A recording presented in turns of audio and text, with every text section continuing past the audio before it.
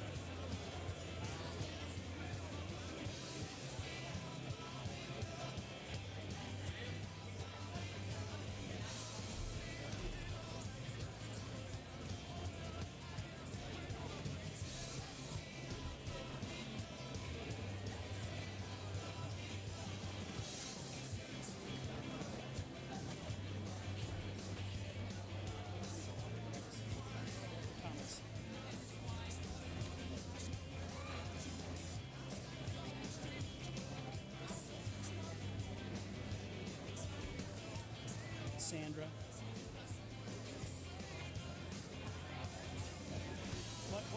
What does...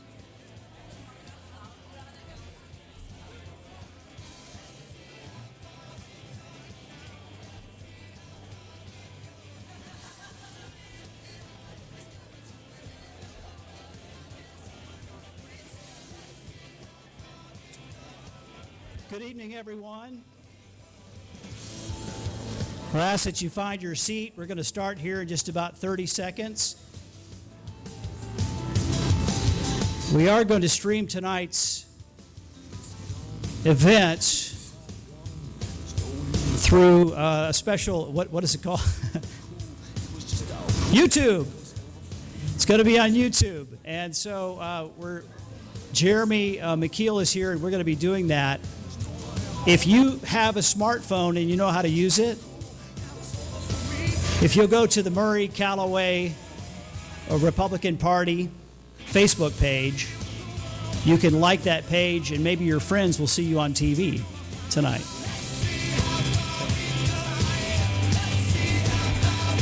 Well, good evening, everyone, and welcome to, fellow Republicans, welcome to the West Kentucky Lincoln-Reagan Dinner.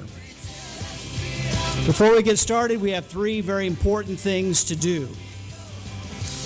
We're going to bow in prayer, we're going to say our pledge, and we're going to pay tribute to our country with the national anthem. So if you would, please stand, remain standing for these three important moments. We're led in prayer by Danny Holt from Marshall County.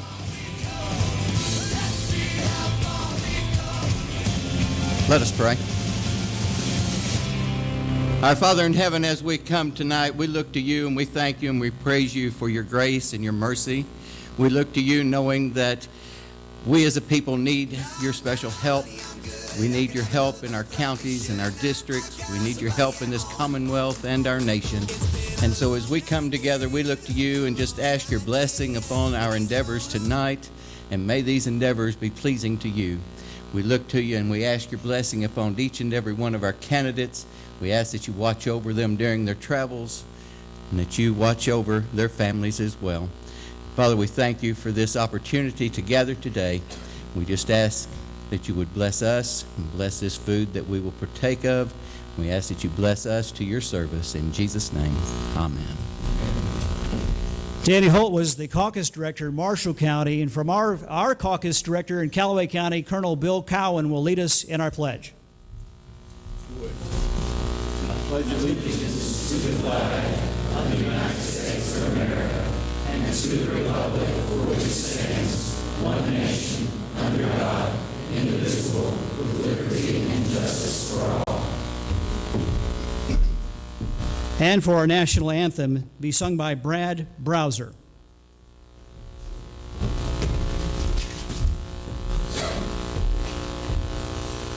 Oh, say, can you see by the dawn's early light what so proudly we hailed at the twilight's last gleaming, whose broad stripes and bright stars through the perilous fight o'er the ramparts we watched were so gallantly streaming, and the rocket's red glare, the bombs bursting in air, gave proof through the night that our flag was still there. Oh, say does that star-spangled banner yet wave o'er the land of the free and the home of the brave?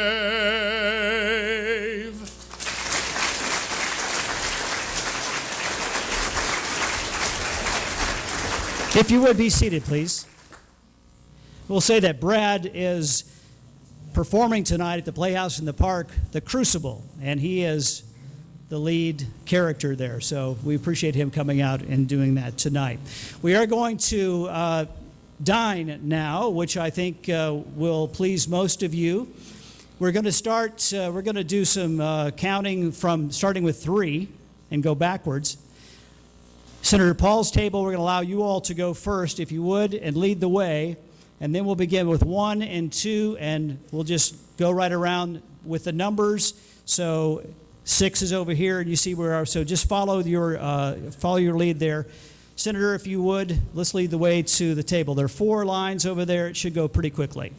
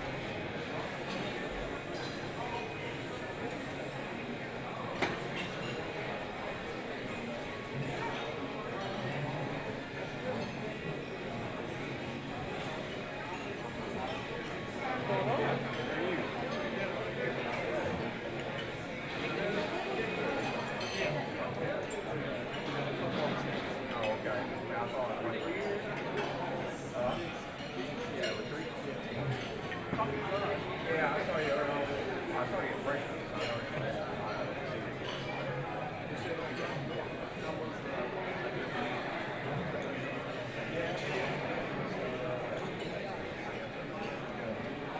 Get up close and personal. Yeah, y'all were at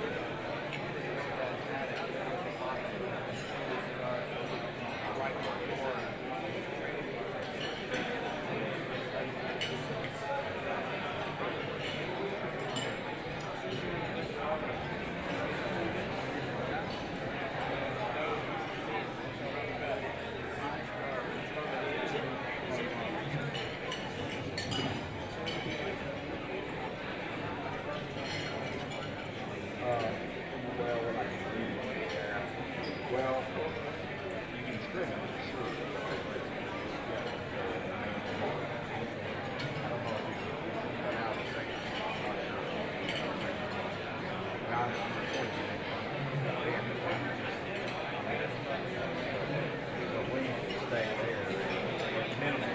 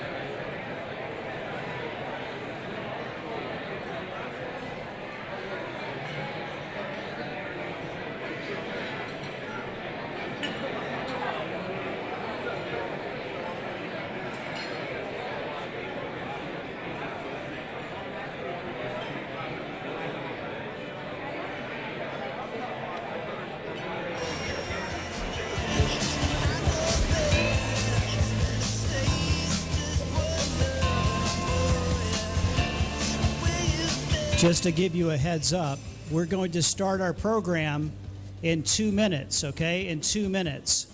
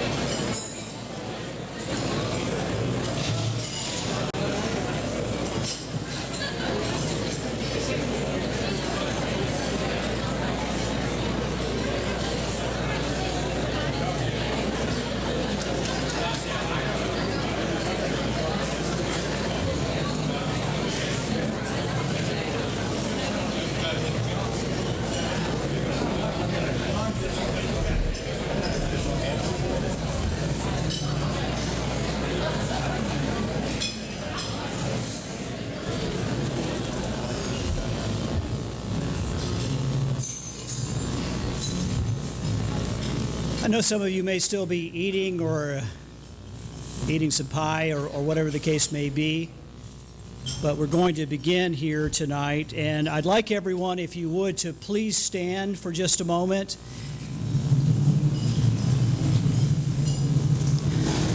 I would like for us to take just a few moments, the passing of Nancy Reagan, and honoring her and her legacy and her husband for their service to our country. Let's take a few moments in silent repose.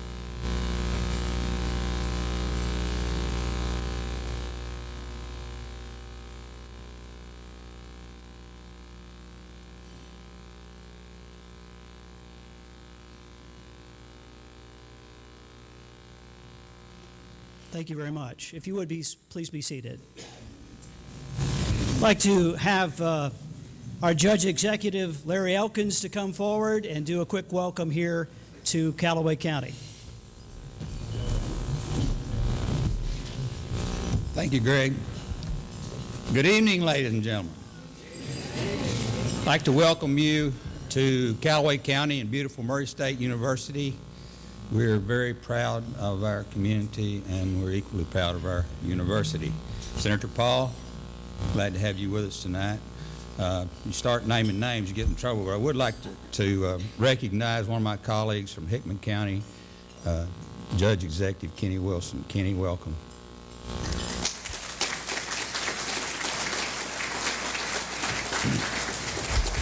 I guess you've heard about budget cuts and higher education budget cuts. Well, Dr. Davis has started by cutting the air conditioning, so I hope you don't get too uncomfortable. We have some good candidates, some excellent candidates. Look forward to hearing from those later on in the evening. So I want you to enjoy your evening and come back to Murray and Calloway County often. Thank you.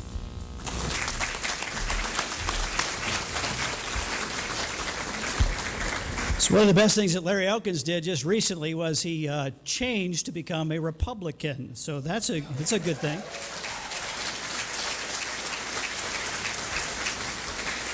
Well, listen, we gather here tonight not just to eat a meal, not to appeal to the masses of Republicans in general, but to, as leaders and future leaders here tonight and supporters, to be in the same place, to come together, to coalesce, to celebrate.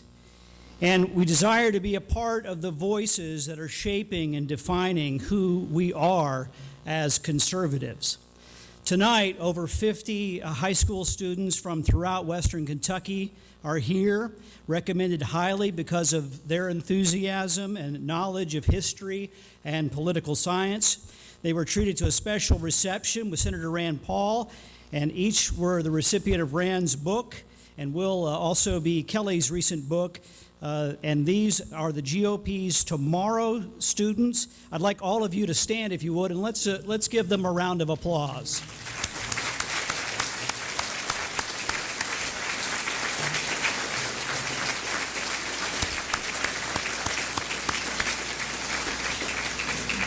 It is vital to have leadership coming on. I know you'll agree with that. These students are hugely talented, and recently one of them, Caleb Haslett from Trigg County, wrote a letter to U.S. Senator Mitch McConnell regarding the issue of approving a U.S. Supreme Court judge. I've asked Caleb to come forward and to read the letter that Senator McConnell is using for his remarks on the Senate floor. Caleb?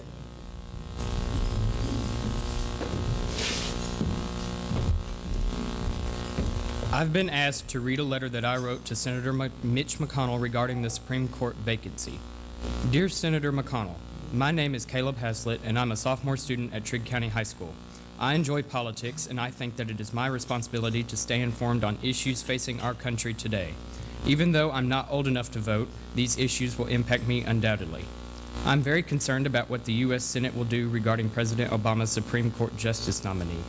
This nominee, if confirmed, has the potential to stay onto the court into my adulthood. President Obama has a history of putting liberal politics above all else. If Obama gets his way and a liberal or moderate gets onto the Supreme Court, the consequences could be tremendous. I encourage you not to allow a confirmation vote on whoever President Obama nominates for the vacancy. I supported you in many ways during your re-election bid in 2014 because I thought you were the best choice and would do the best job in Washington, D.C. Your job is to fight for our state and country's best interest, not President Obama's. I, along with many others, trust you to make the right decision. Please don't let me down. Thank you, Caleb Haslett. And I'm pleased to say that since this letter was written, Senator McConnell has assured many times that the American people will have a say in this issue, and the next president will decide who fills this court vacancy. Thank you.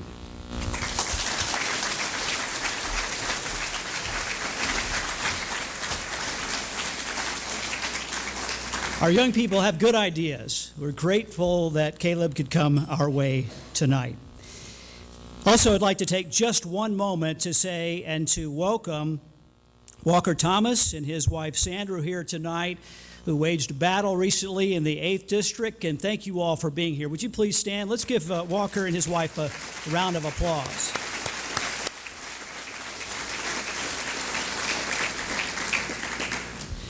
Of course, we understand and we know that our first guest speaker, Rand Paul, has been busy the last few years, right? He has been across our country. He has stood up for Kentucky. He stood up for his values. He stood up for conservatism. And he stood in the limelight on all the major networks, all of the various debates and things that he went through. We appreciate him very much, and we're just elated, extra glad that he is here tonight to be a part of this Lincoln-Reagan dinner. Ladies and gentlemen, would you welcome our U.S. Senator Rand Paul.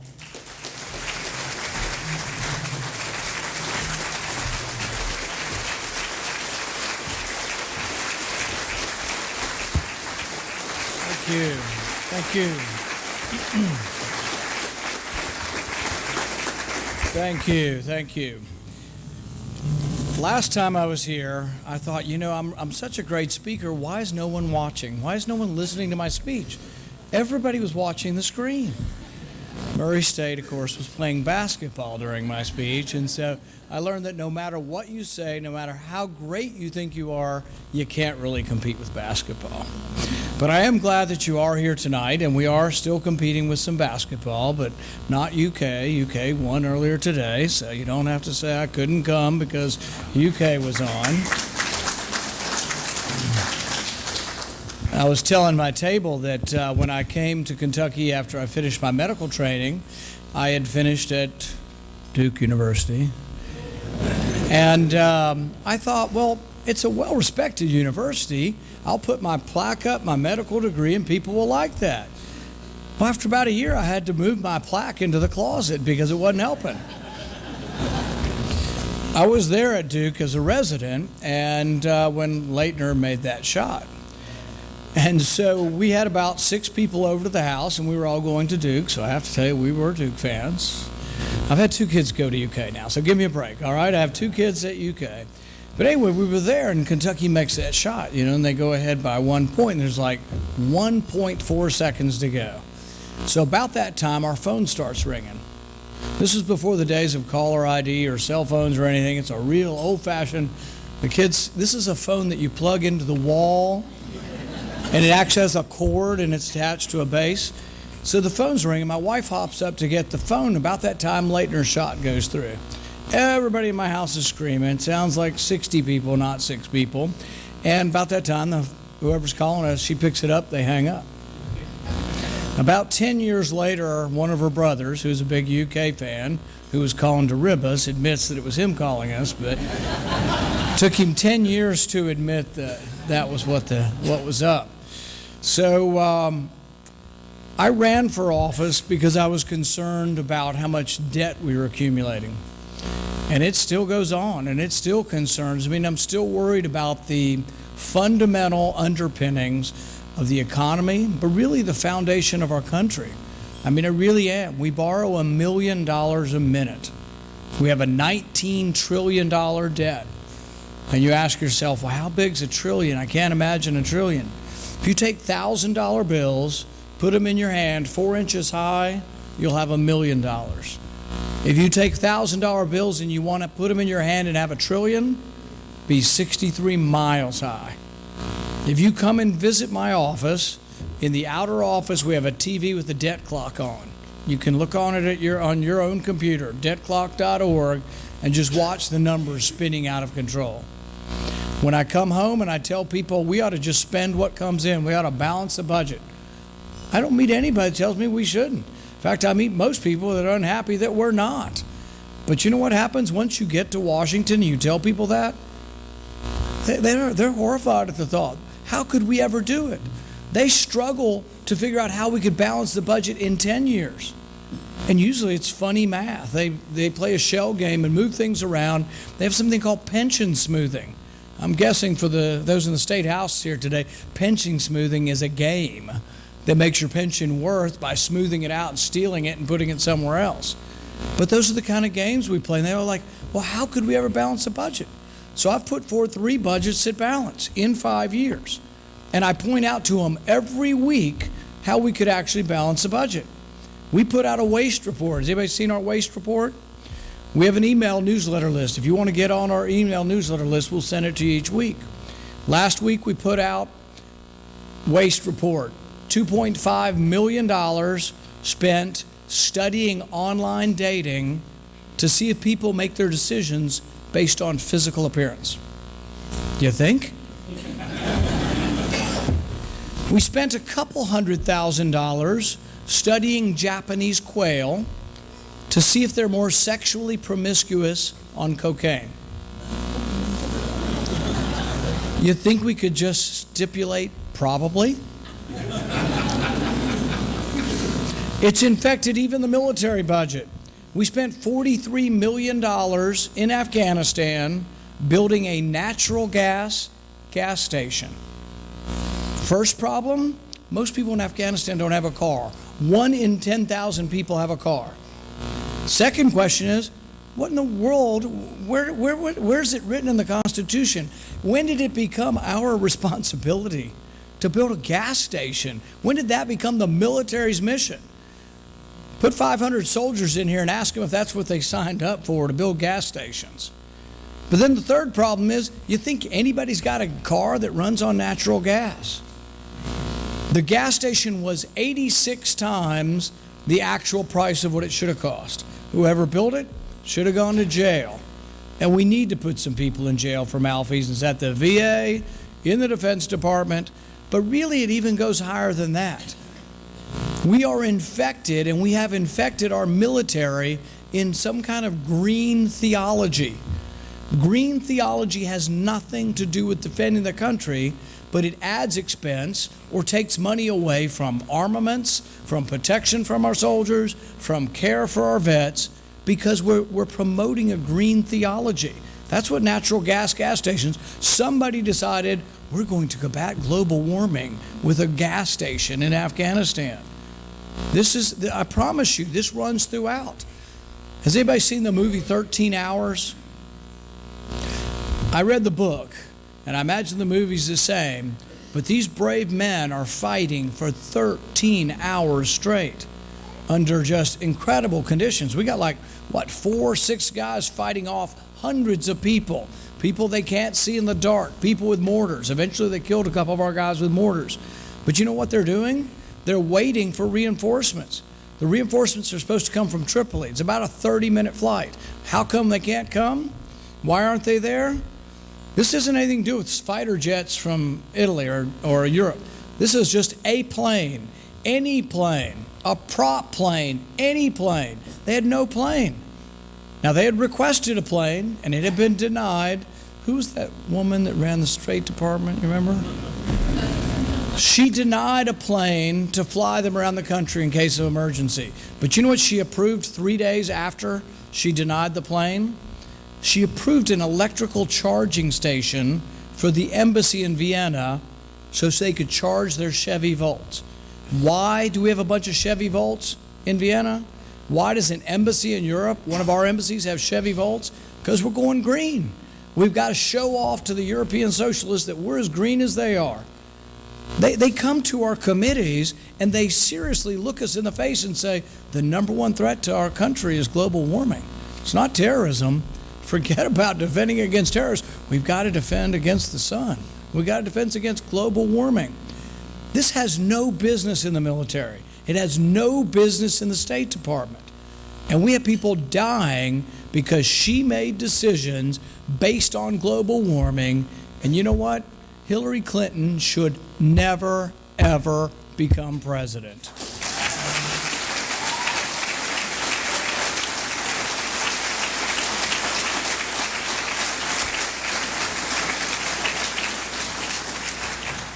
When we think about how we're going to fix this country, when we think about how we're going to balance the budget, we have to actually do what we're supposed to do. That's pass all of the individual appropriation bills. You know when the last time we did this was? 2005. People are complaining about the state legislature, saying, oh no, we're going to have cuts. You know what the difference between Frankfurt and Washington is? They don't have a printing press. We've got a printing press, but it's going to lead to disaster for our country because we just keep printing and printing and printing. $19 trillion in debt. So your state legislature needs your help. Your governor needs your help. When you hear people, including our state-run universities, complaining about cuts to their budget, you tell them, if not there, where? Do you not care that we have a 20-year-old pension problem that could tank the whole state? So if it can be somewhere else, I was just talking to Stan, have somebody tell Stan where else. But the thing is we can't stick our head in the sand and just say we're going to do nothing. So in some ways it's good. Frankfurt has to set priorities because there's only a limited amount of money. But I can tell you the state legislature and your candidates for state legislature need you to defend them. They need you to tell every one of your neighbors, you have to do something. Do you want us to do nothing? If you don't want to take it right now from higher education, where are you going to take it from? But we have to. We're all in this together. We got to figure out our solution. It's the same in Washington. Everybody comes to Washington. Everybody's got, I can list 25 diseases that they come to Washington for. I'm a physician. I have a great deal of sympathy for people who struggle with disease, from the beginning of life to the end of life. But I tell them, tell me who to take the money from. Because we can't just add it on. That's misplaced sympathy. They say you can't be everybody under 30, uses their heart and they're liberal. Everybody after 30, uses their brain and they're conservative. You have to have a little bit of both. We have to have compassion, but we can't have misplaced compassion. We can't have such that everybody gets everything. We have to set priorities. It's been 10 years since we passed all the appropriation bills. So what happens? We lurch from deadline to deadline. They cram all of the spending into one bill. In December, the bill was 2,242 pages. Nobody read it. Nobody could have possibly read it. Nobody has any idea what was in it. But all of the spending of government, they call it an omnibus or a continuing resolution. But as a consequence, nothing gets fixed. So when I complain about $800,000 being spent on televised cricket league for Afghanistan, it doesn't get fixed because we've glommed all this together. So last week I stood on the floor of the Senate and I objected to the subsidized sale of F-16s to Pakistan. One, we don't have the money. Doesn't make sense to borrow it from China to send it to Pakistan. Two, does anybody remember who funded and armed the Taliban? Does anybody remember that bin Laden plotted against the United States and attacked us from Afghanistan, protected by the Taliban that was armed by Pakistan? So we finally chased bin Laden out of Afghanistan. Where'd he go? Pakistan. Where did he live? He lived a mile from their military academy for a year, or for 10 years, with 15-foot walls. How many people you think live in that city have 15-foot walls? You think they didn't notice that he was there? In Pakistan, they put Christians to death if they criticize the state religion. You also can be put to death if you convert to Christianity. I don't know about you. 1 penny to countries that persecute Christians.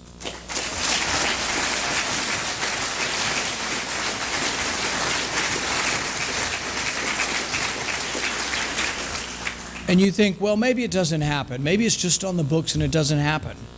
Asia Bibi is a Christian who's been on death row for 5 years in Pakistan. There are very few Christians left. They've fled the Middle East, they've fled Iraq, they've fled everywhere. But there's about 1% of Pakistan left that is Christian. Asia Bibi went to draw water from a well in a small village. And as she was drawing water from the well, the women of the village began chanting, "Death, death to the Christian." They began beating her with sticks and stoning her. As she lay on the ground bleeding and crying out for help, she thought she was going to die. At that point, the police finally arrive, only to arrest her. She's been on death row now for 5 years. There was a doctor in Pakistan who said, or did, get DNA swabs that helped lead us to bin Laden. Pakistan repaid his help to us by putting him in prison for 33 years. You talk about needing to defend the country. We need human assets and people who will give us information. You think anybody's left in Pakistan is going to help us when we let him out to dry? He was left out to dry and is in prison. How would you influence that behavior? Maybe if we stood up to Pakistan and say, "You're not getting this sale." But everybody in Washington is like, "Oh, they might be mad at us if we don't give them these weapons." They have 70 F-16s already. How do you think India responds to this? We give 8 more to Pakistan. India says they need more. So we have an arms race over there and we're funding it. So we have to think through what we're doing. So I forced the vote and I got 5 Republicans and 22 Democrats. I got 27 votes, 70 some odd people voted against it. Status quo and inertia is hurting us on both sides of the aisle. We are being spent into oblivion. And I said it on the national stage, and I'll say it again here tonight. The loudest voices in Washington for more spending are Republican right now. We gave up on the sequester. In 2013, we reversed the first part of the sequester. What was the sequester? It was a slowdown in the rate of growth of spending. We gave up on part of it in 2013, and this fall, we gave up on the rest. Why? Because there are loud voices in our party who say we've got to have more military spending. But the Democrats will only vote for it if you give them more domestic spending. The bottom line is we got to hold the line on all the spending. You say, well, we won't be able to defend ourselves. We spend $600 billion on military. That's not a small amount. How much is it?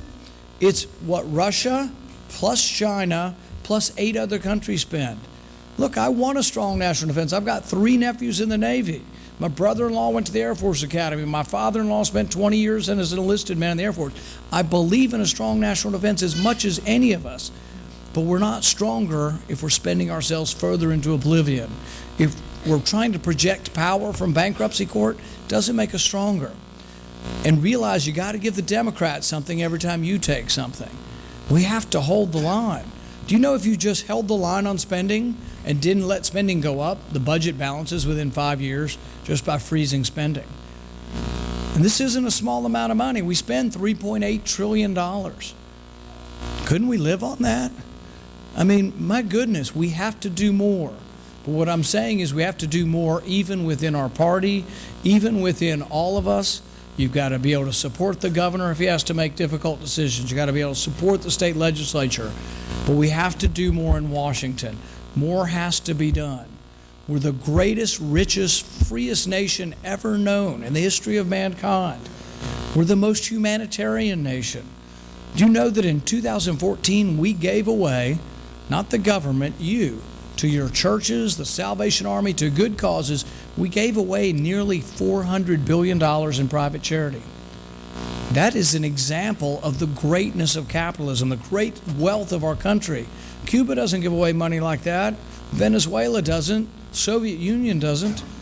But we have to worry about it. We have to make sure that our kids, these 50 kids here, know that it's the economic system of freedom and capitalism that created that wealth. We've got whole large segments of our youth now saying they want socialism. We haven't taught them history. We haven't taught them what happened to the Soviet Union. We haven't taught them that inevitably socialism, inherent to socialism, is violence. Inherent to socialism is that they take your freedom, the freedom to buy and sell. I'll give you one quick example, and then I know we have many other speakers tonight, but I was thinking about the car dealer. There's a great story that Reagan told to Gorbachev, and his staff said, don't tell him, it'll be an international incident, and Reagan said, I'm telling him anyway.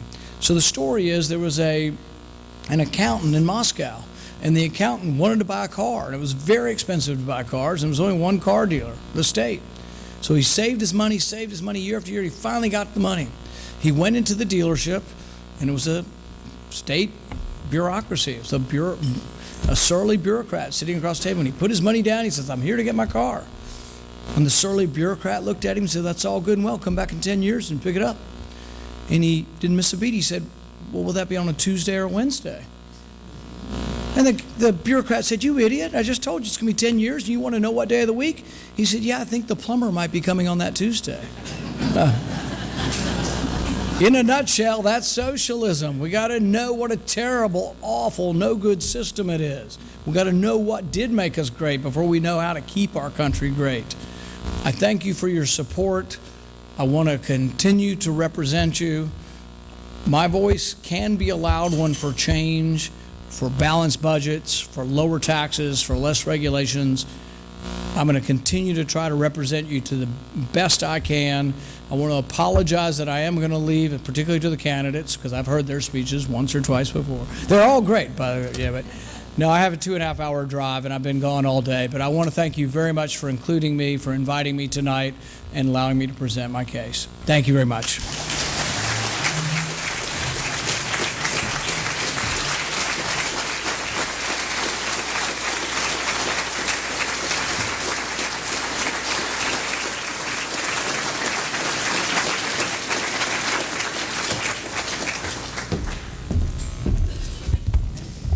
Thank you, Senator Paul. We appreciate your comments. We appreciate you being here and taking the time to come our way tonight.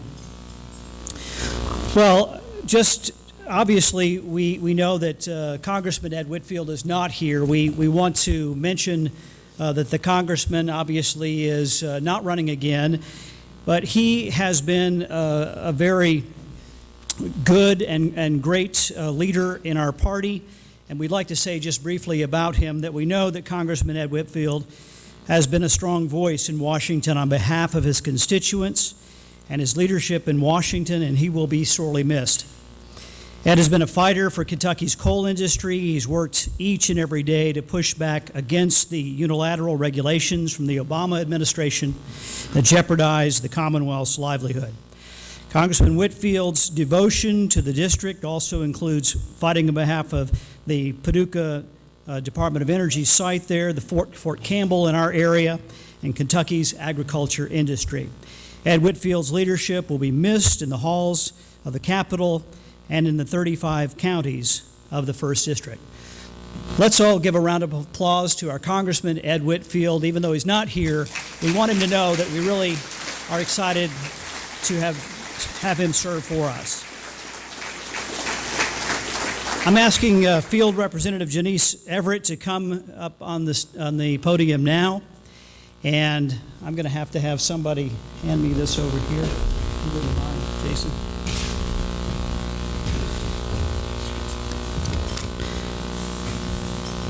Based on Congressman Whitfield's commitment to this region, we introduced the Ed Whitfield Pioneer Award 2 years ago.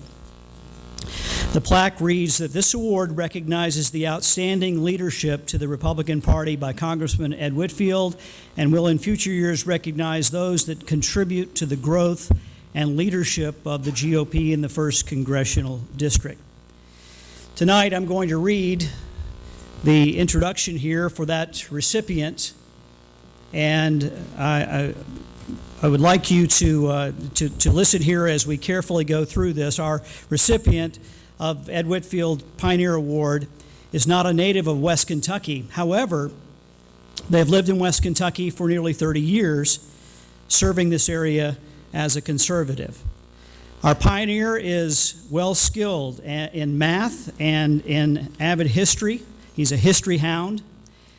His career has taken him through the Volunteer State, Magnolia State, the Lone Star State, another Commonwealth, and back to ours. Not only has he traveled throughout the United States, his career includes studies in Germany, Greece, and England. Our recipient has touched the lives of many young people throughout his career and is credited with encouraging thousands of students to serve in public and political life.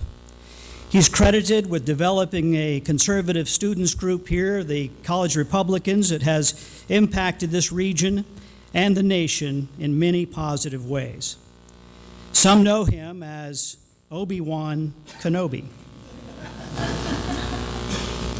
or just Obi-Wan.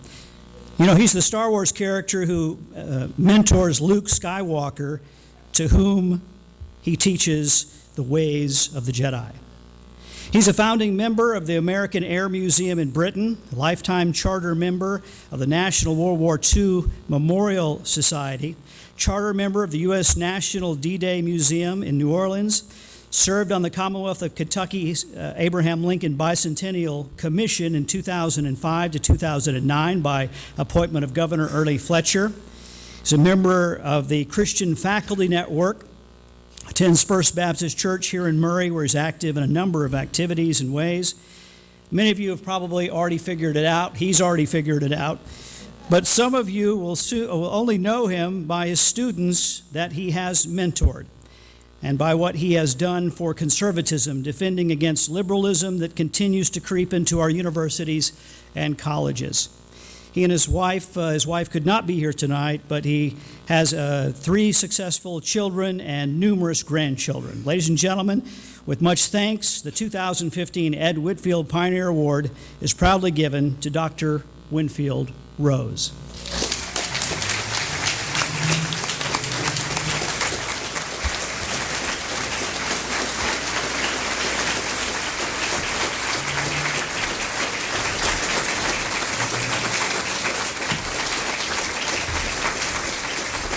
Thank you.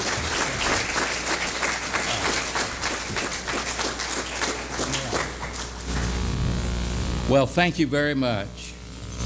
Thank you very much. You know, Greg just mentioned that Congressman Whitfield is retiring. And I just want to say very quickly what an honor and a privilege it has been to work with him and to support him, to introduce him when he visited this campus. And, you know, the time comes, as he obviously concluded, that it would be appropriate to stand down and pass the baton to a younger generation. And I'm doing that too. Effective July the 1st, 2016, I will officially retire from Murray State University. I'm going on a half-time transitional contract for 2 years. And this is my 48th year in the classroom, my 37th year at Murray State. And if I do 2 years part-time, that'll round me out at an even 50. And I am just overwhelmed at God's grace in blessing me with health and energy for so many years, and the privilege of working with these young people, and the privilege of working with Congressman Whitfield as well. You know, I remember back in 1988, we didn't have a College Republicans group here on campus at that time. And there was a young man who was one of my students, and he was a political science major. And in one of my classes, I don't remember which one, but anyway, he wanted to organize a College Republican group. This is when George H.W. Bush was running for president. And that fall, by the way, President Reagan came to campaign for Mr. Bush, Vice President Bush, and we got together a group of young people and went over to Bowling Green. President Reagan was coming over there to speak at the Diddle Arena, and we went over to hear him, and that was one of the high points of my life. Honestly, you think about this. We got to see President Ronald Reagan in the flesh, okay, alive and well, and what a blessing that was. And he shot a basket, and it didn't even touch the rim. It was amazing. But anyway, that there wouldn't be a college Republicans group here today if Mike Pape hadn't been that young man who came to me and asked me to be the faculty advisor. See, if you're going to be a bona fide campus group, you've got to have a faculty advisor. And so this is what opened this door. Mike asked me to do that, and I agreed to do it, and I did it for 27 years. And it was a great honor and a privilege to do that. Of course, you don't need me to tell you whom I'm going to support for Congress this fall. Now, I know he wants me to quit. All right, so anyway, thank you, Greg. Thank you. Now, what do we do with this? Take it. Sure. Oh, okay. All right. How subtle I am. Yeah. Well, now comes the time that we are going to hear from our candidates who are running for congressman, for the congressman's seat, Jason Batts, James Comer, and Michael Pape. And I'd like to have each of you come forward if you wouldn't mind.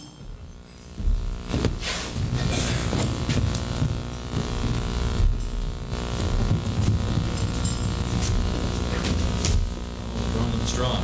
Yes.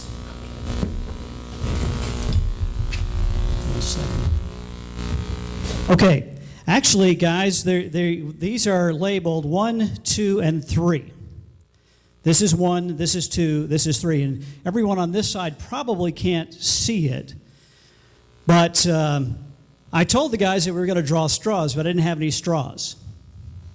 So what I was going to do is I'm going to have them select a number, 1, 2, or 3. And I'm going to do that by alphabetically. So I'm going to start with by last name. I'm going to start with Jason. You're going to take 3. 3. Okay. And then James. 1. Okay. And then Michael. 2. Okay. Yeah, that's right. 2's. I wasn't a math major. Okay. So who was 1? You're 1. Okay. So I'm going to have you draw the first one right here. Just grab this, if you would, please, and draw it forward. This is something special, I know. Yeah, it's very sharp, so watch out. Okay, 2. Who had 2? Michael? 2.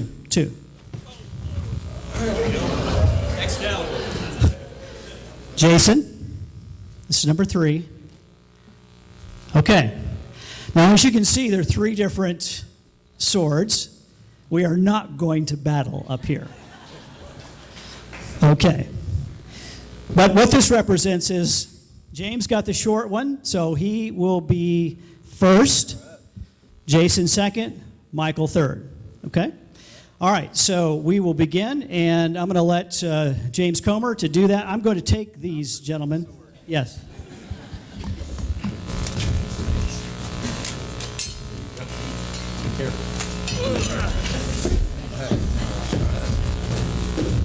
Is this microphone?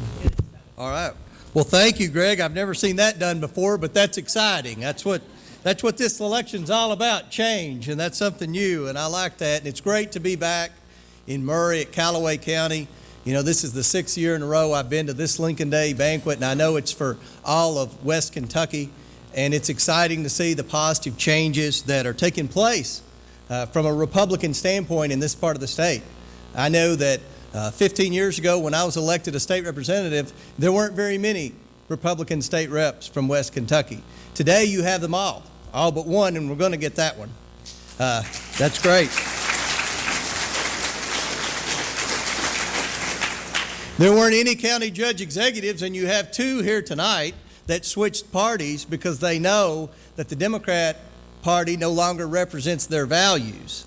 And if you look at how do we make West Kentucky a Republican bastion like Northern Kentucky or the old 5th District, and it's by changing the local courthouses. And that's what's taking place now because the local elected officials see the power of the Republican Party. And before I say anything about myself, I want to thank every person in here that for many, many years have fought many battles on behalf of conservative causes and on behalf of Republican candidates. And now your hard work's paying off and seeing that this is the part of the state when Republican candidates run statewide that they overcome the obstacles of Louisville and Lexington, which really are about the only Democrat parts left that are loyal to the Democrat Party. So it's really exciting. TJ and I are excited to be back.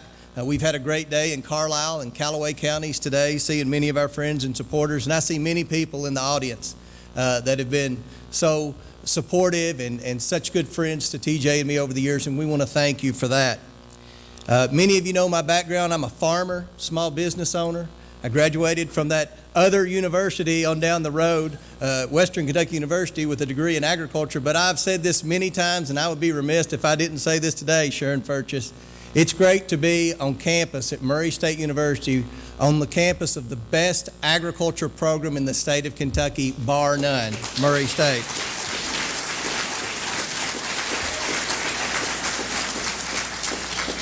I want to thank Congressman Whitfield for his service. You know, TJ and I had planned on going back to Monroe County and going back to our small businesses and going back to my farming operation. We got a call a few months ago that Congressman Whitfield was about to announce his retirement. Many of you in this room called and encouraged us to run, and TJ and I thought a long time about it.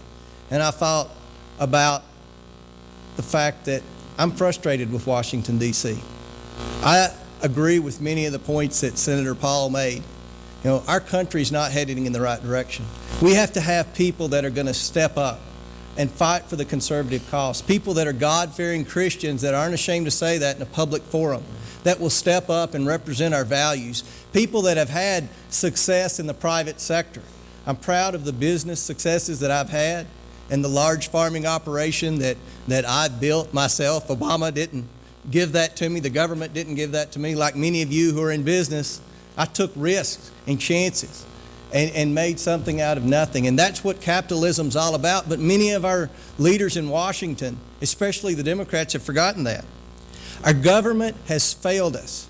You know, whether you're an hourly wage worker who's frustrated that your paycheck, you're paying a higher percentage of taxes than the multimillionaire hedge fund manager, whether you're a small business owner who's barely able to make ends meet because you're faced with a regulatory burden that grows every day from a federal government that's creating bureaucracies that are growing and growing and growing, bureaucracies like the EPA, the Corps of Engineers, OSHA, all the federal government agencies that are holding you back in your small businesses.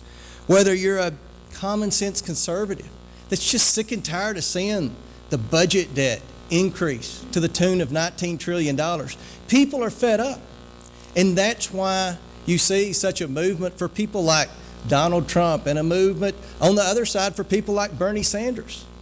My fellow Republicans, it's come to the time in our nation's history when it's time for the next generation of leaders to emerge and go to Washington, D.C. and make a difference and stand up for the working class families and stand up for the small business owners and stand up for the family farmers that are struggling to battle with EPA. It's time for someone to go to Washington, D.C. and fight for our coal industry and the coal miners that are having their lives just dismantled for no fault of their own. It's time that we have common sense conservatives that have had success in the business sector that know what the problems that our small businesses face are. And that's an excessive regulatory burden. We have a tax system that punishes people that work hard and rewards big corporations, the special interests and crony capitalist type manners. It's time that somebody comes to get the backs of the people. It's time that we have leaders in Washington, D.C. that'll stand up to the special interests. So when I was thinking about that, TJ and I thought about it and we prayed about it, and we decided we can go to Washington, D.C. We can go to Washington, D.C. and make a difference. I want to go to Washington, D.C. and be a statesman. But I don't want to compromise my principles, and let me be very clear on what they are. I am 100% pro-life. I am 100% a staunch defender of the Second Amendment. I've always worked with the NRA, whether it was in the past as a Kentucky state legislator or as a leader in the community. I believe that the regulatory burden is one of the biggest challenges that face our nation. Regardless of what industry you're in, you're being just swamped with government bureaucracy. I was Commissioner of Agriculture for 4 years, and I had success in standing up to Barack Obama. I actually filed suit against Barack Obama as the only elected official in the South who filed suit against the Obama administration and won. The things that Senator Paul talked about, I went in on day one and filed an audit against my predecessor, who was a Republican, but I wanted to do the right thing. We have to have people willing to go to Washington and stand up to the special interest. And let's audit the Fed. Let's audit the Pentagon. Let's stop spending more money than we take in. I will support a balanced budget amendment. I support term limits. I will be an active, accessible congressman that you will be proud of. I'll come to your Lincoln Day banquets. I'll answer your calls. I'll be there for you. If you're a small business owner, I'll get your back. If you're a working class person that's struggling to make ends meet, I feel your pain and I'll be there and vote with you. We can make a difference, and I invite you to go to our website, jamescomer.com. This election is one of the most important in our history. Together we can make a difference. I sincerely ask for your vote and support to be your next congressman. I'll work with you, and I do think we can make America great again. Thank you all very much.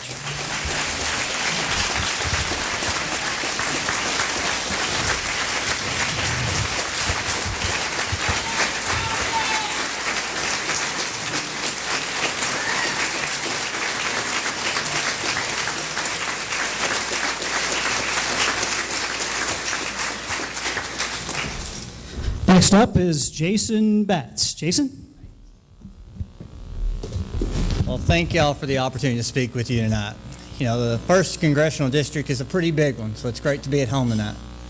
As Mr. Delancey mentioned, I'm Jason Batts. I'm from Hickman County, and I'm running for Congress because I am absolutely fed up with Washington and career politicians. Now, I know what all of you are thinking. I know what you're thinking because I've sat right where you are.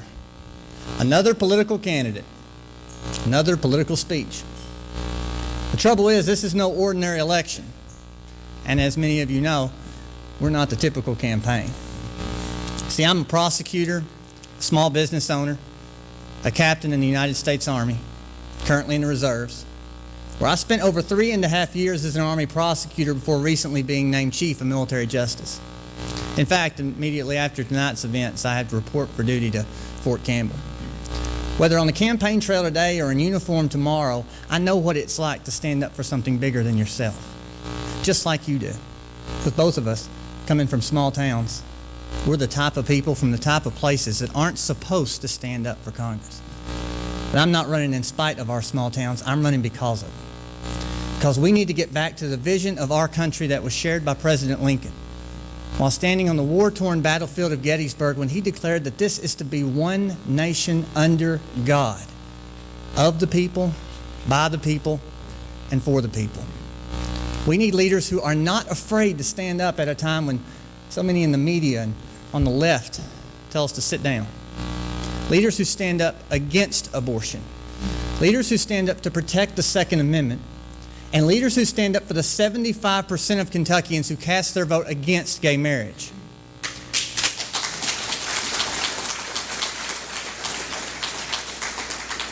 You know, as conservatives, you and I, we believe in the power of the individual, not to be immune from mistakes or to be guaranteed success, but to have the freedom to forge our own path to success. The Democratic Party and career politicians, they believe otherwise. They believe that you and I aren't to be trusted, that government knows best. That government knows education better than the teachers with their feet in the classroom, that government knows the environment better than the farmers with their hands in the dirt. But one thing they don't know is that we're not just going to stand by and watch as the American dream disappears. We've worked far too hard for that. Whether planting the crops for next season or the lesson plan for next week, as a community, we're up early, we're awake late, we're working hard to ensure the next generation is better off than we are, because that's the American dream. But it's a dream we're waking up from.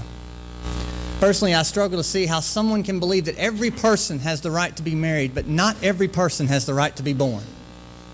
I don't think there's any greater measure of the tragic path our nation is heading down than the fact that many of our leaders condone the murder, chopping up, and selling of babies. To those on the left, love wins, but life loses. The truth is, I don't even consider abortion a political issue. I don't think it's left. I don't think it's right. It's wrong. It's a humanitarian crisis. And if I'm fortunate enough to serve as your representative, I won't just sponsor or support legislation. I'll work tirelessly to end abortion and every single taxpayer dollar that goes to Planned Parenthood.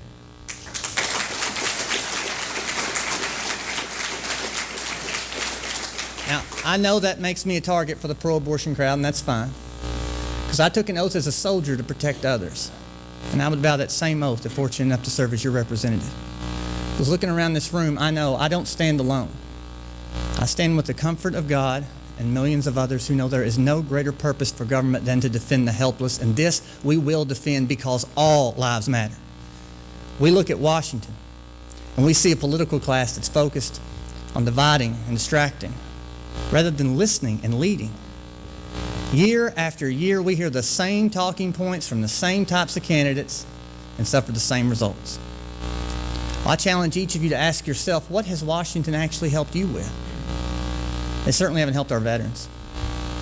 How can we debate giving health care to illegal immigrants when we have over 300,000 veterans dying because of a failed VA system? Over 300,000.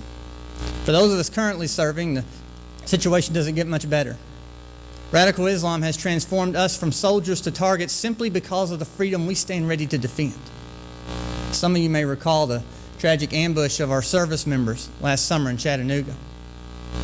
You know, an initial response out of Washington after the shooting was to take off our military uniform, to hide who we are. Well, the fighters of our nation don't hide. As a member of our military, I know we don't put on the uniform to protect the name tag on the front. We do it to protect the country whose flag is represented on our shoulder. And as our veterans know, taking the uniform off of a service member doesn't take away the courage it took to put it on in the first place. The career politicians in Washington have failed our veterans, and they failed all of us. It's time we stood up for a change. And that starts by standing up to President Obama and career politicians. You know, Hillary Clinton doesn't respect our laws. She chooses amnesty for illegal immigrants and private emails for classified information. Well, I've stood on the border as a soldier in uniform training troops, and I've stood in the courtroom as a prosecutor upholding the Constitution.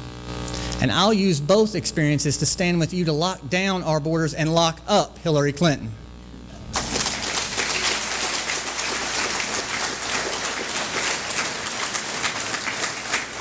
President Obama describes you and I as the type of people who cling to guns and religion. He calls ISIS the JV team. He refuses to even utter the words radical Islam while declaring an all-out war on coal and guns.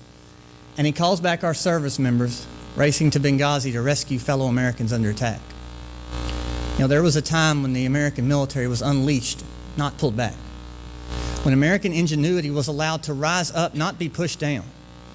And when conservatives stood on principles, not backroom promises. Yes, this is a different type of election, because it cannot be one about the politicians of yesterday offering reruns for tomorrow. It must be about you and I standing up for a change. But I'll tell you, it's not going to be easy, because there will be those that say that you and I, we shouldn't take on the political establishment, that we shouldn't stand up to career politicians, or that it's someone else's turn. Well, I say on Election Day, we show them what built this great country. That it wasn't built on the backs of the naysayers or the timid, but upon the backs of hard-working men and women and the promise of risk-takers. Those of us who don't just sit back and wait for better days to come to us, but those of us who stand up and accept the challenges because we believe our better days are ahead. I stand not just before you, but with you, because this is our candidacy for the 1st Congressional District of Kentucky.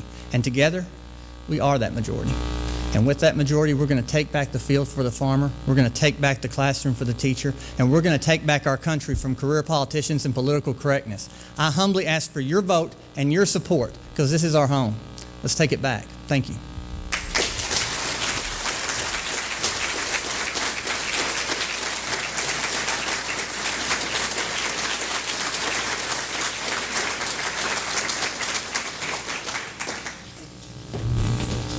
Thank you, Jason. Thank you, Jason. Michael Pape. Thank you. Good evening, everyone. Good to be with you. You know, 30 years ago, I walked into this room at 18 years old, and I was asking people, Dr. Rose, where are my classes? Who's my advisor? Today, I'm in this room to ask you all to consider me to be your next congressman for the 1st Congressional District, and I'd be honored to have your vote. Thank you so very much. When I saw these swords here tonight, I thought we were doing Game of Thrones or something. And I said to myself, Mark Wilson, you might try this at Fancy Farm this year. Might not end too well. It's great to be here. I've spent my time at Murray State University preparing for service. And before I got to Murray State University, I wrote Ronald Reagan a letter when I was 17 years old. I look out across this audience tonight and I see so many young faces with so much promise and hope and aspirations for a life, a very positive future. Unlimited potential I see in this room. And I felt that way when I came here 30 years ago. But I wrote President Reagan a letter when I was 17, when we were making our first trip to Washington, D.C. And I asked him to meet our class at the White House. And I didn't hear back from him before we left. So I took a copy of the letter with me. And when I got to Washington, I tried to give it to someone in the White House, and they told me quite quickly, son, put your hand back in your jacket. Don't do that. Take the letter and leave it out in the White House mail. So when I got out of the White House, I was kind of disappointed. And our tour guide said, Mike, if you'll give me that letter, I'll get it to somebody in the White House that will get you a response. I don't know what kind of response, but you'll get a response. So I did. And a few weeks later, when I got back to school, high school, I was called out of class in the middle of mathematics, Winfield. And I went to the principal's office, and the principal said, you've got a letter from the White House. So he said, you want to open it here? And we did. And it wasn't from President Reagan. It was from the president's scheduler, who said, thank you for writing us. We really appreciate the work that you did for the Ethiopian people in Africa, and I'm sorry the president couldn't meet with you when you were in Washington. And I thought, well, I got something. So I go back to class, and a few weeks later, I get called out of class again. And this time, the principal's standing there with this big manila envelope. And as he goes, Mr. Pape, you've got another parcel from the White House. Is this going to be a regular occurrence? And so he said, you want to open it? I said, absolutely. So we opened it. In between two big pieces of cardboard was a beautiful picture of Ronald Wilson Reagan on his favorite horse out at his beloved ranch, his big white horse, Ella Main. And there was a letter on Oval Office stationery. And it was a very personal letter to me. And it addressed what I wrote him. And it said this, because he was responding to my letter about the Ethiopian people and their famine. He said, Mike, the idea of people helping people has been one of the distinguishing marks of the American experience and one of the primary causes of our nation's greatness. Well, for a 17-year-old boy who thought the world of Ronald Reagan, that was my call to service. So the next thing I did was I applied to Murray State University, and I showed up here in 1986, and the rest is history. I had some great professors, as one of them that you saw here tonight, that believed in conservative principles and believed in our Constitution and taught me about that Constitution and didn't let me slack off 1 minute, and taught me about my responsibility and our responsibilities of citizens of this great country. And when I left Murray State with that 4-year degree, I was ready to get started. And I went into the private sector after going to graduate school and worked in a national security company and learned some more about the problems that businesses face today and the regulatory burden that they face. And I kept looking back saying, I want to make a difference. I want to make a difference in addition to just vote. And when Ed Whitfield ran for Congress in 1994, I met him. And I said, there's a man that has a lot of the Reagan qualities. And I've had the pleasure of being his district director for these many years. And I know we hear a lot tonight about the need to stand up, the need to push back, the need to be heard. Well, ladies and gentlemen, I've been standing up and pushing back and fighting for you for over 20 years. It's nothing new to me. It's something I know how to do.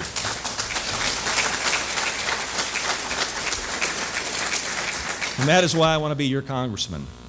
I don't take anything away from the gentlemen up here that are also running, but I tell you, I bring more to the table than anybody else running for this seat. And I've spent the time learning it.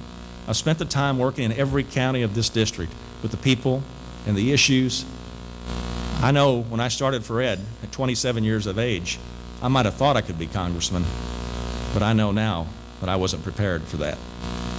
I've learned a great deal, and I will always be your advocate for a limited federal government, your advocate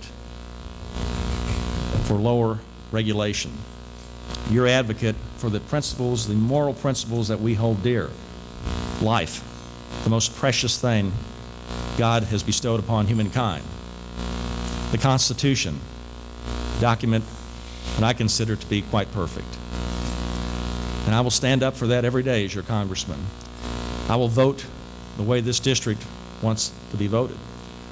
I will make sure that we balance the federal budget, because I've seen for years this country pass on every year in Congress an omnibus bill, as Rand Paul said, or a continuing resolution, and not do its job that they're required to do under the Constitution.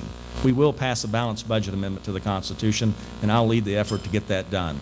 And I know I'll have the support of Rand Paul in the Senate. I will stand up for our nation's defense. I agree with Rand Paul that we do spend a lot of money on defense, but we don't spend the money where it really needs to be spent. We need to put the money in our men and women that are serving in our national defense. Not so many weapons systems, not a third version of the A-1 Abrams tank, which really raises that price on the military price tag, but on making sure that we have once again at least 500,000 men and women in the armed services and not 420,000, which is where we're headed. The generals at Fort Campbell and the people that serve there have told me we cannot handle more than one major crisis in the world today if we don't do something quite soon. I spent the last 3 days with Congressional Medal of Honor recipient Gary Littrell. I've known Gary for 15 years from Henderson, Kentucky. He's endorsing my campaign for Congress. He is a great American. And there are many great American heroes in this room tonight. Robert Hall, retired Green Beret, who's with me this evening, and many others in this room that have served their country. I want to make sure that our veterans are taken care of when they come home from service to this great nation. My dad was a World War II veteran and a Korean War veteran, and I lost my brother-in-law in Afghanistan on February 24th, 2009. And I know firsthand that they are not getting the treatment at the VA hospitals that they deserve, and I'm going to do something about it as soon as I get to Washington. I'm going to fight for them, like I've always fought as Congressman Whitfield's district director. 2 days ago, a veteran in Hopkinsville went to the Senate office and the Congressional office in Hopkinsville. But before he got there, the Veterans Administration called the senator's office and the congressman's office and said this man is dangerous. Don't let him through your front door. Don't let him in. Well, he came to my door, which was 2 doors down. And I remembered him. I'd helped him before. And I let him in, and we talked. And he wasn't dangerous. When our country assumes that its veterans are dangerous and can't open the door to help them, we've got a real problem, ladies and gentlemen. And I will always stand for our veterans as your congressman. And I think Greg is getting ready to blow the horn. I would be honored to have your vote for Congress. It would be one of the greatest honors of my life, and I will work hard every day. I will not live in Washington. I will sleep in my office, and I will be home every weekend in this district with you. Thank you, Michael.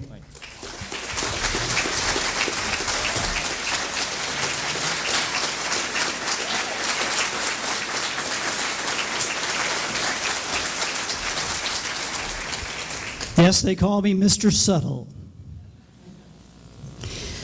Thank you. I tell you what, I just have to say, and I know we have 3 different groups here tonight, but I really appreciate these gentlemen stepping up. I really believe we have 3 good candidates going into the May primary. I hope you agree as well.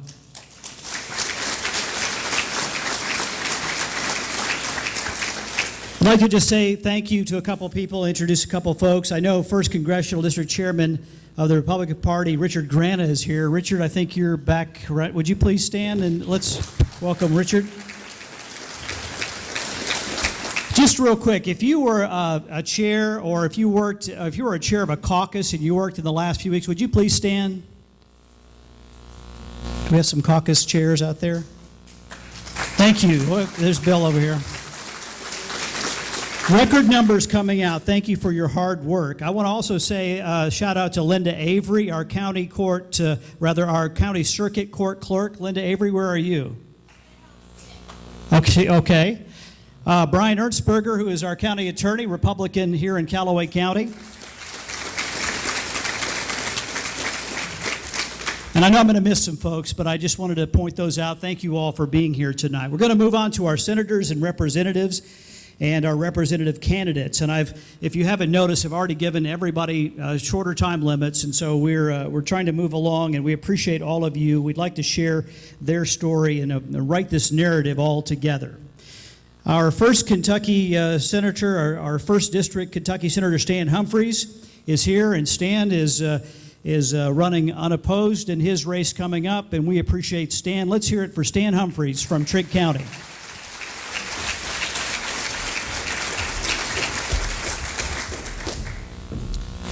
Thank you, Greg. I appreciate that, and thank you, everybody, for being here tonight. What a wonderful crowd we have, and I know that everybody's heard some great speeches. And again, guys, I appreciate your willingness to get out there and put your name in the hat for the May primary and the congressional race. What a wonderful talent pool we have to pick from. It's going to be a tough decision, and so we've got some great guys that are working hard to be part of that answer in Washington that's so long overdue. It's my honor to be here with you tonight. We was talking about for the Lincoln-Reagan Dinner. I remember back in the fall of 1988 as a Murray State student, right here down here in front of the football stadium. We had personnel come over, and they swore in a bunch of us in the ROTC program. And at that point in time, I took an oath to serve in the United States Army. And I didn't realize what a big name there was at the bottom at the time. When Ronald Reagan was your commander-in-chief, at that point in time, I had no idea the ramifications of that and the lineage and the history behind that signature. That was really the first president that I had kept up with. I was, going to school in high school, and what a wonderful honor it was for me and has been for me to serve under President Reagan. I know we have a lot of folks here that want to get up and speak, and one of the things Greg said, it's really an honor, is to be unopposed, and I appreciate that, and I hope to continue to do a job in Frankfort that you can be proud of. I hope to serve you well in the next 4 years. I hope to serve you well in the next 15 days in our Kentucky State Senate. There's been a lot made of what's going on currently in Frankfort. And I would like to say that it's been easy. It's going real well, and everybody's patting each other on the back. And we hope to get out by April 15th and sine die and move on. There's a lot of days, tough days ahead between now and then. And I try to send out an email and put some stuff in the paper occasionally to give you a little update what's taking place. That's just a snapshot of things that are taking place. This past week was a very tough week in the Kentucky House across the state. A gentleman that ran as my representative and has already been introduced, Walker Thomas, is here. Walker, we appreciate you and the work and the battle that you waged trying to be our next representative in the 8th House seat. We appreciate that. We're going to get behind you, and we're going to take the 8th House seat in November. Let's give Walker another round of applause here.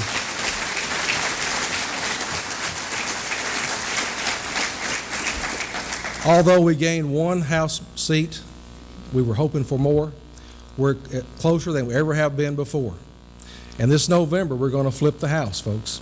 It's going to take good candidates like we have here tonight, Walker and others, and Joni is sitting at my table.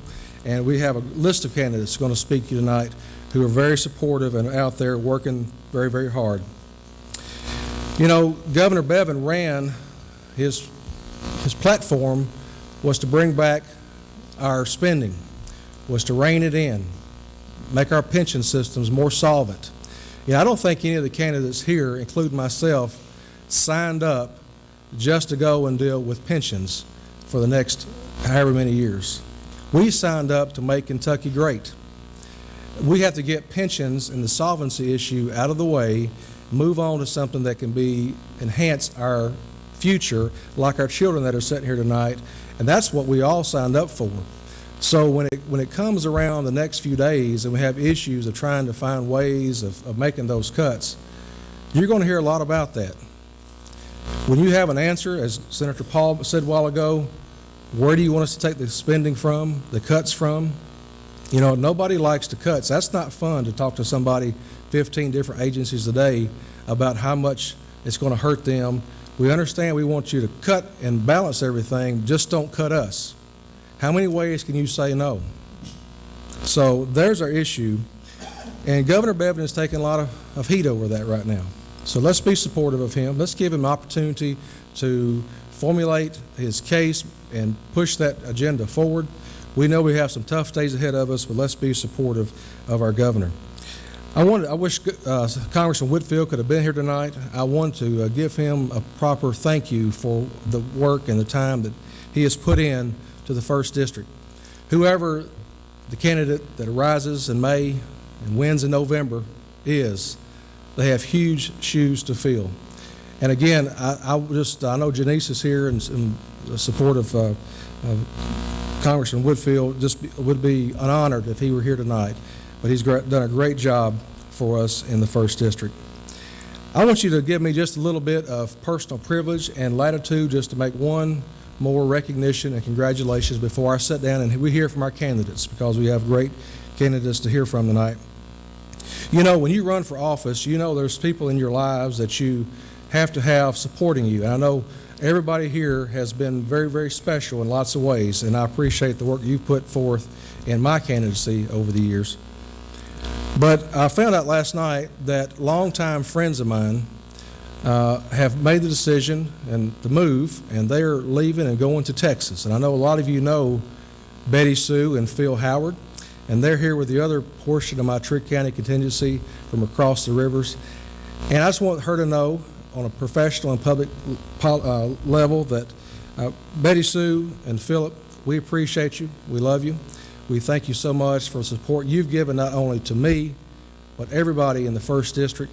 And we're going to miss you. We wish you Godspeed, and we'll see you real soon.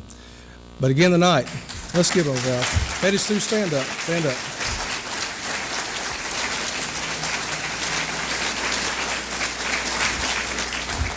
But again, I thank you. It's great to see everybody here tonight, and Greg and all the rest of the crew. You did a wonderful job. Thank you so much. Thank you very much, Stan.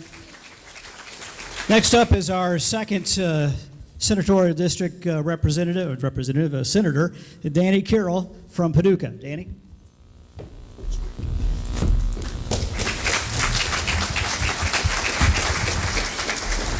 Thank you all. It is indeed an honor to be here tonight. And just to begin with, if you don't mind, I'd like to take a moment to introduce my wife. Teresa, if you would please stand. You know, I'm really coming to realize what a team effort it is to be able to serve in the state Senate. And I just, quite frankly, couldn't do it without her. And I want her to know how much I love and appreciate her. And funny little story that happened a couple of days ago. We were in committee and we were facing a tough issue, and it was one that I had some questions about. I wasn't convinced yet. And as I have a tendency to do when there are serious things going on, I don't have much of a smile on my face. So all of a sudden I look down at my phone and I see a text from my wife that says, "Smile, you look grumpy." So I immediately smiled. So if anybody was watching that's why I was smiling for no reason all of a sudden. But it is truly a team effort, and I do appreciate all the support from her and family and from all of you. And it has been an absolute honor for the last couple years to serve you, and learned a lot. It's been a couple of the most rewarding years of my life and a couple of the most frustrating years of my life. And you know, as we stand right now, there are two things that I know for certain in our state. And one, we have some difficult times ahead of us for the next couple years. There are going to be budget cuts, and it's tough when daily you get messages from university folks, from PVAs, from every agency within the state that's going to be affected by the cuts. But unlike our colleagues at the other end of the Capitol building, we're planning for tomorrow. It's easy to make promises for today. It's easy to promise the moon when you don't have the moon to give. And as a Republican Senate, we are preparing for tomorrow. And even though we do face some tough times in the next couple years, we will get through this. And the other thing that I know for certain is there is a brighter future coming for Kentucky. And it was encouraging when I came in tonight to see all the students that were here. And, you know, the governor has said this many times, everything that we do, every decision we make is about you. It's about you and your future and making sure that we don't leave mountains of debts for you, to make sure that you have a bright future and the ability to live a prosperous life in this state and a good quality of life. One of the most rewarding days that I've had in the Senate this session was the day that the governor signed the first pro-life bill in 12 years.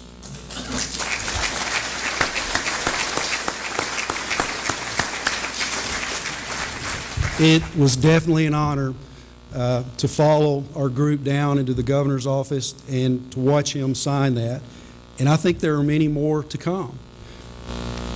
We need to work for the future. We need to work for our candidates in the House to make sure that we flip the House in the next election. But even as it stands today, many of the Democrats who claim to be pro-life, who claim to have conservative values, they're being forced to make votes that they're really not comfortable with. But it's happening. There is change happening in Frankfort, and I am very excited about that. I am excited about the future that we have in this state. We must plan. One of the next steps that I feel confident that we need to work on, and I know this is a priority for the governor, is modernizing our tax code. We have such a great state with so many things to offer to bring business into our state to create not just jobs, but good paying jobs. And one of the elements that we are missing are elements within our tax code. And I know that through conversations in Frankfort and hearing from the governor, that we will see that coming in the near future, and we will restore this state to the prosperity and glory that we once held. Thank you all for being here tonight, and again, thank you for all the support that you have given me. There's one thing that I want you to know, and you know, with all the messages that I get, and there is a lot of pressure, and you don't realize the pressure until you put the shoes on and do this. I have come to the conclusion I'm going to do what's best for this state. I'm going to stick to the hard decisions that must be made. We must pay the price now to build a better future, and I'm committed to make sure that that happens, as I know the colleagues in the state Senate are also. Thank you again for being here, and thank you for all of your support. Thank you, Danny.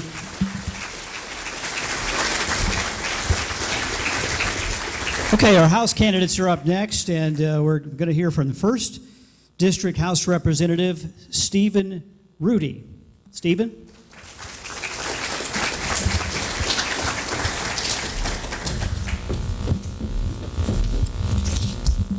Probably not going to take my whole time, and I know that's going to upset a lot of you because you wanted to hear me give a long deposition on the fiscal state of this Commonwealth. Here's what sums up.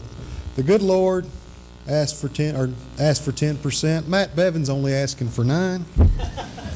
That's not too much to ask. I want to begin by thanking some people. I want to thank the organizers, Greg, others. The meal's wonderful as always. I want to thank, I know he had to leave, Senator Paul, even though he's not going to get to be our next commander-in-chief.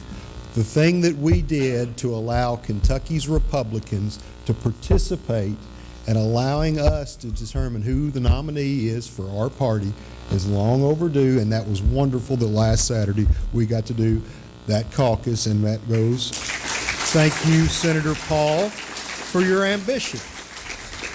I want to thank my wife, Jessica. I had it on the list, Danny. I'm not copying off you. I thought I was going to get to be the first that, besides since Jamie, to actually think of their wife while they were up here.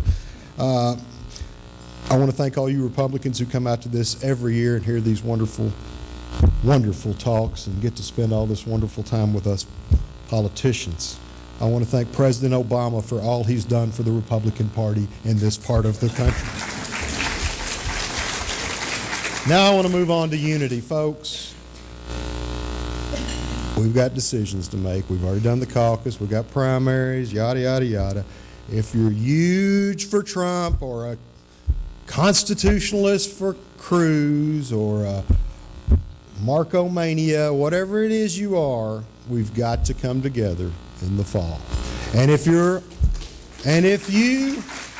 are one of the 3 people in this room who hasn't decided who they're voting for Congress, why don't you come talk to the 3 individually, and then we'll save some time, because I think that's about how many's left that haven't decided. Folks, it's all about November. And this Kentucky House has got to flip. I don't think you can imagine how bad it is. And we talked about passing pro-life legislation a while ago. We've been trying it for 12 years, and the maneuvers and the shenanigans that we had to do just to get a vote on informing a woman about the medical procedure before she had a medical procedure. Senator Winters, Senator Humphreys, every year since I've been there, my 2 senators from the 1st Senate District have voted that out unanimously nearly in the Senate, and we finally got to vote on it. First bill Matt Bevin signed as governor. That was so exciting. But if we had a new majority, that day one, the life, unborn rights would become front of the issue, and we wouldn't have to do political maneuvers to get them done. Don't put in Republicans for me and Lynn and Richard and these others that are going to talk, and Kenny, who will get better offices on the 3rd floor instead of the 4th, and who will get to be committee chairs. Don't do it for Danny and Stan, who can pass bills all day long right now, but they won't ever get a hearing in the House. Don't do it for Matt Bevin, who's trying to get these 9% votes through. Don't help us flip it for him, just for him. And certainly don't just do it for Senator McConnell, who is tired of in D.C. being ribbed about being the only chamber in a legislative body in the South that's still controlled by Democrats. Folks, do it for your children and your grandchildren. We need your support as we tackle this endeavor. Do it for the businesses of Kentucky. And I mean, get out and vote, get out and work, financially contribute, but most of all, we need your prayers and this support. And that's what's going to be so important for taking over this House. It's going to happen in November, and January of 2017 is going to be a new Speaker of the House and a new majority. I'm convinced of it. Thank you all. God bless. Thank you, Stephen. Stephen Rudy. Up next is from the 2nd District, Richard Heath. Richard.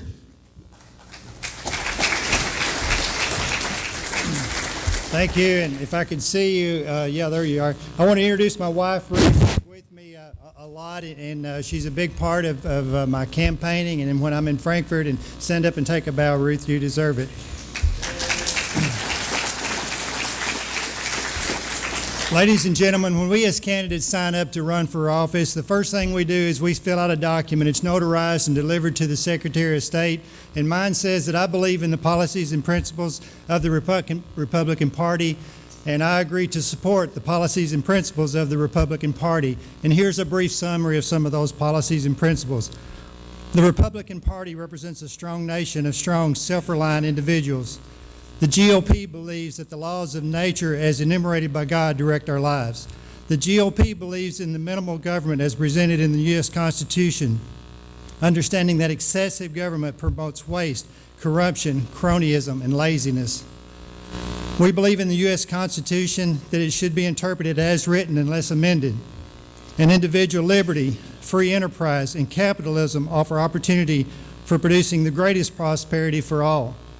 We believe government has little business interfering with religion or speech, that military strength is necessary for security, and that life begins at conception.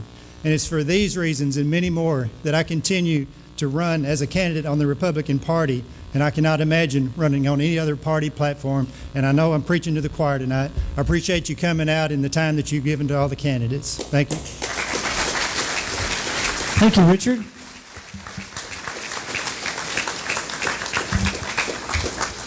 All right, from the 4th District, Len Beckler is coming forward. Let's give it a round of applause for Len Beckler. Thank you, Len. Thank you, Greg, and thank you all for being here. I guess we're all happy that we didn't have the protesters out front like Donald Trump did yesterday, so it's been a good night. I want to thank my wife, Kathy, for coming with me. We've been, I think the first time we came here, I was running for office, and it was just a bad deal. I lost. But I didn't give up. And lo and behold, here I am running unopposed in 2016, so I am one happy camper.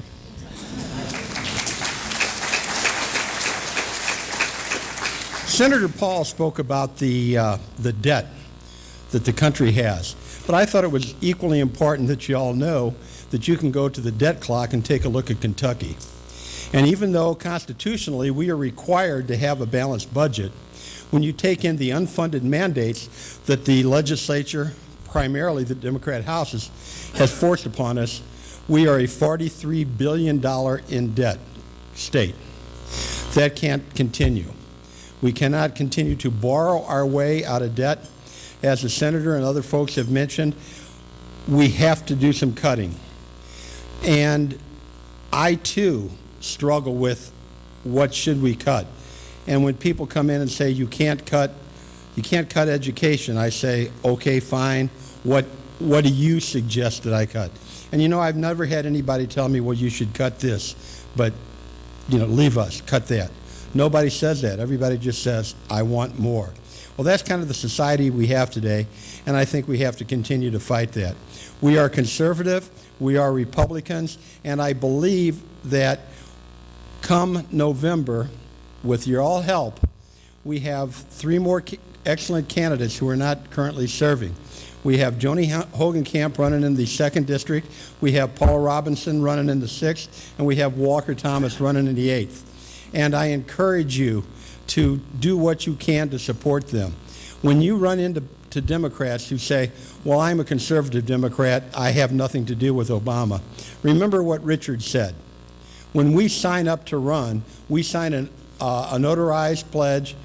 We have to have folks who are of our party agreeing with us. We say these are the principles we believe in and we will support. The Democrats have to do the same thing. So ask them if they support abortion on demand. Ask them if they support a $19 trillion federal debt and a $43 billion state debt. I'm telling you, they're going to say no, but you tell them that they signed up to do that. I want to thank you all for being here. Greg, thanks for having me, and thank you all very much. Thank you, Len.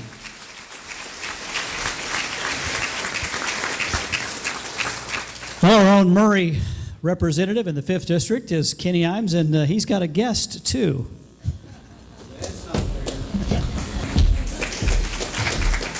I do kiss the babies every once in a while, but I wanted to make a point. I can't see up here, but my entire family's here tonight, and that's the reason I'm running again for state representative.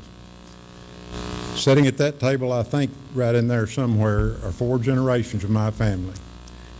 And, you know, I decided years ago that if it's going to make a difference, we've got to have the people in there who are conservative, who are, believe in Christian principles and practice their Christian faith. My great-granddaughter, Martha, was named after my mother. And she changed Judge Elkins when she was 75 years old, been a Democrat all of her life. But she changed at 75. I guess you know who's going to be running for my seat one of these days. But I want to reiterate what's already been said. That's, you know, when you're almost the last speaker, it kind of gets down to this. But we've got 8 seats, basically, in who's represented here tonight. All the way from Walker, Thomas, Paula Robinson, Joni Hogenkamp. We need this along with Danny and Stan and Whitney Westerfield. We need West Kentucky solid red. And what it's going to take, people, is for us to quit just coming to these parties and these shindigs, and we're going to have to get out and go to work. We've got to raise money. We've got to do this. This last race, especially with walkers, I don't think you all have any clue of some of the tricks that were pulled and played over there in Hopkinsville. But one thing I would like to acknowledge, first and foremost, Betty Sue, you and Phil, I want to reiterate what Stan said. You have been such dear friends, and you have made me feel so at home as part of my district in Trigg County, and I truly hate to see them leave. But as we leave, start tonight and make a commitment. This is Martha's third event to be with us. Her first thing was when she was 2 months old, the night before Fancy Farm, and then she was here last year. But this is what it's about, people. Right now, with the debt that the Speaker is going to propose, if we pass his bonding, take care of our pension system, it's going to put $8,000 more on this little girl right here. And $8,000 on each one of you, your grandchildren, your great-grandchildren, all of us from now on. And it's going to be unrecoverable at some day. So we're going to have to be serious. We're going to have to stand firm. We've got to elect and make West Kentucky the true conservative region of Kentucky. I think people are waking up to that. And I think you're going to see come November the 6th, when we do actually do this thing, that it's going to be one of the great moments in history, and we can be a part of it. Lastly, we're all here because of God's grace, but we're also here because of those who have fought to defend our country. So my closing thing, I would like to ask every veteran who has served in any part in our armed services, any officer of our police departments, in whatever capacity, I would like for you all to stand and let us recognize you, please.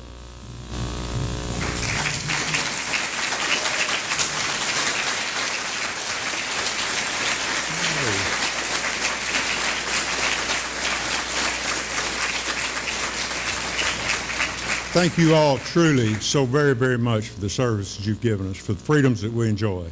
But as we've heard, they're sliding away, people. It's time we've got to turn around and turn our country around and turn our Commonwealth around. I want to particularly recognize, and again, Mary Beth, I can't see you, but I guess I'm now the patriarch of our family, and she is the matriarch. So I appreciate your all's support. I appreciate the encouragement, and it's just been so great that we're gathered together here as a region, not just Calloway and Trigg County or whatever, but I ask you earnestly to support these candidates that are running with us tonight. God bless you all. Kenny Ives.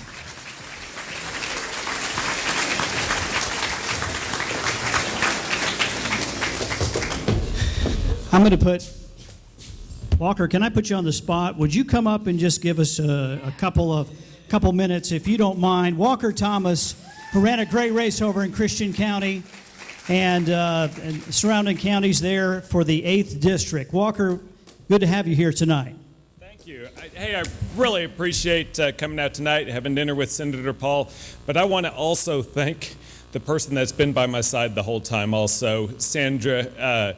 We were out in snow.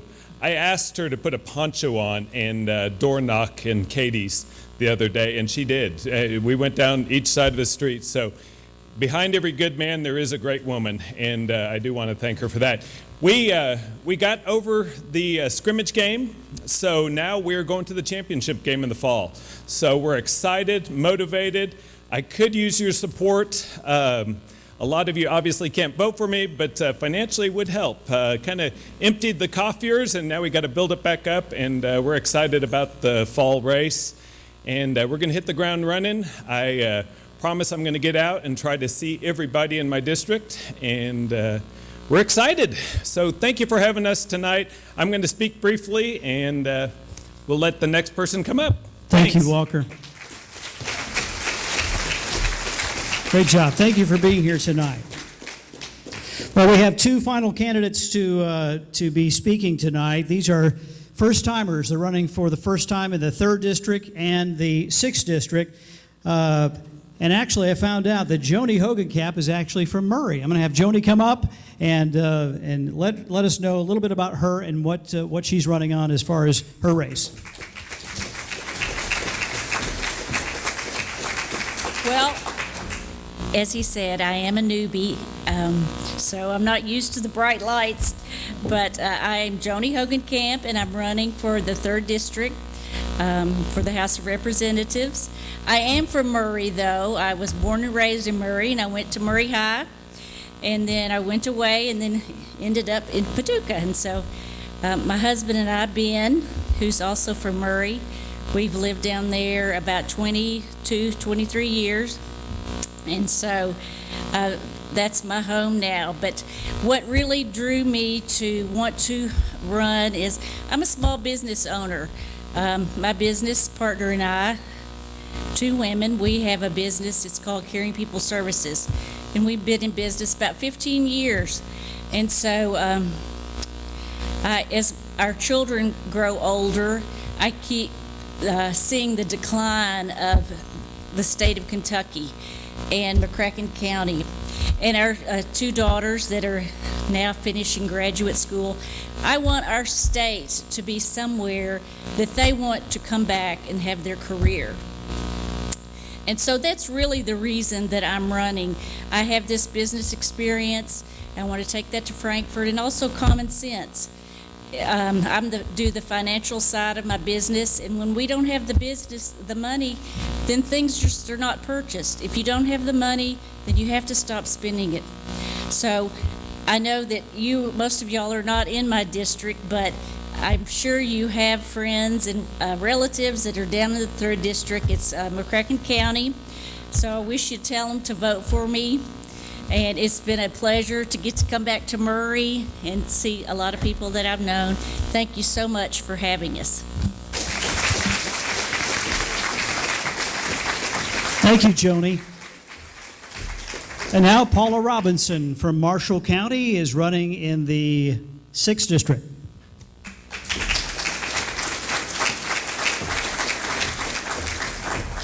Greg was supposed to make a joke about how he saved the best for last.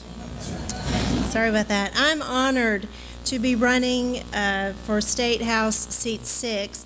If you call my house, you'll get our answering machine, and my family makes fun of it every time because it says, I'm Paula Robinson. I'm a candidate for State House Seat 6. Like people are calling and they can't understand English. But I'm very honored to be running, and I'm happy Joni's here. I don't know if y'all know about Kentucky Strong.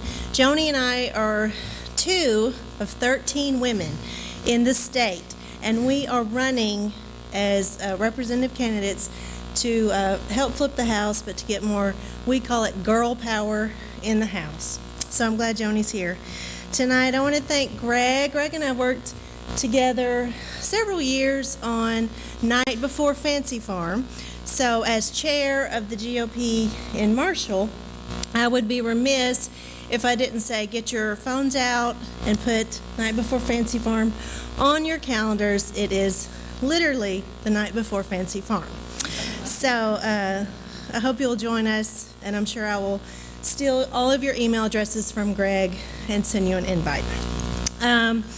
I'm a teacher, so I've been a teacher for 23 years. I know I don't look that old, but I have, and I want to use my teacher time to talk to the young people. I want to say 2 things.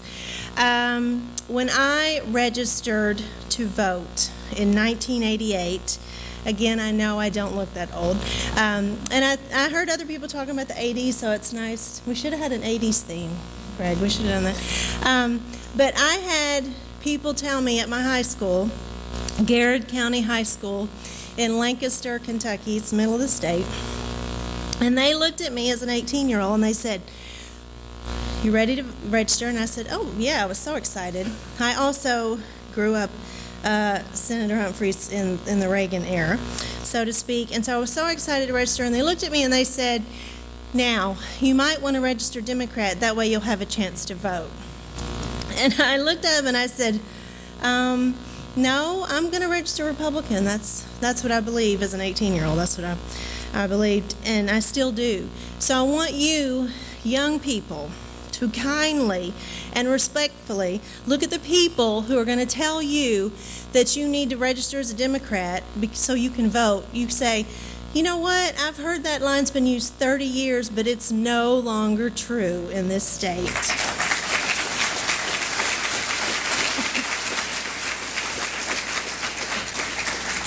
It's unbelievable. The second thing, and I know I'm done, I will be done soon, is you have to commit to vote every time you have the opportunity.